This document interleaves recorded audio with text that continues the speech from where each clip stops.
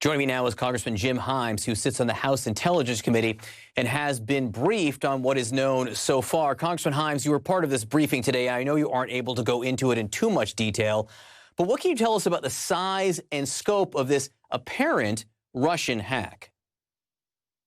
Well, it's enormous, and it was very cleverly done in the sense that it would appear that the people who did this, and the government is not yet prepared to make a formal attribution, even though it's been talked about it, but it would appear that the people who did this got into an American software maker, SolarWind, changed the code. And the reason that's a very big deal is because the government is pretty good at seeing stuff that comes across the border. But this appears to have originated from a U.S. company and infected the world through U.S. IP addresses. And boy, do we have a lot to learn about that. We don't know the extent of the damage. We still don't have a good sense about whether lots of data was taken out. We know that, however, this infection was really very pervasive, will be global. And we also know, and I agree with Senator Romney on this, that if we don't take a very strong and clear stance and retaliate, and I do mean retaliate, depending, of course, on what we learn about what the cost was to us, whoever pulled this off will do it again. So you heard part of what Senator Romney said there. He also mentioned that, quote, a cyber hack of this nature is really the modern equivalent of almost Russian bombers flying undetected over the entire country. So, as we sit here tonight, how concerned should Americans be about the security of our nation's most sensitive information? Well, they should be concerned, and we should be concerned, but we also shouldn't panic. Again, we know that this exploit got into a lot of computer systems. What we don't know is what it was capable of doing.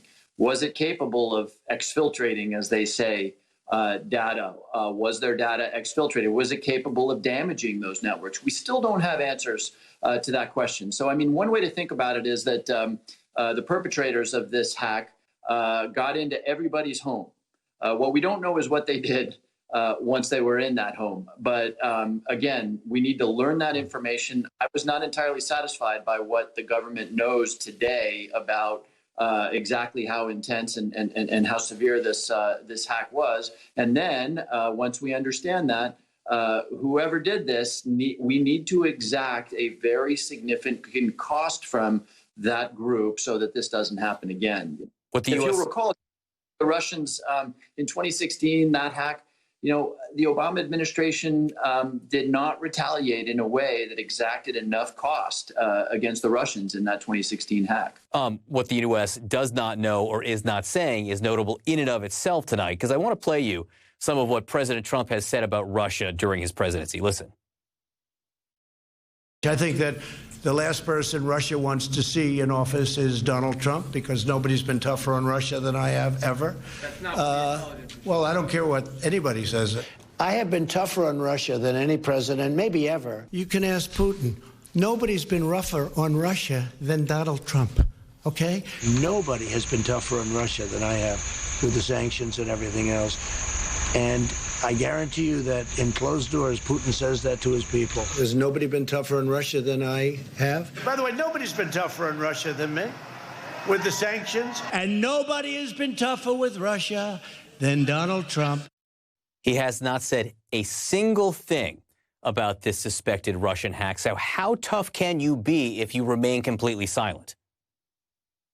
Well, that's exactly right. And if it turns out that it's confirmed that the Russians were behind this, the fact that the president-elect, Joe Biden, is talking about this hack, but the current president of the United States is not, if it turns out to be the Russians, that sends the same kind of signal that gets sent to the Russians. And John, you'll remember this. It was just a couple of months ago when there were allegations that the Russians might have been paying people in Afghanistan to kill our troops.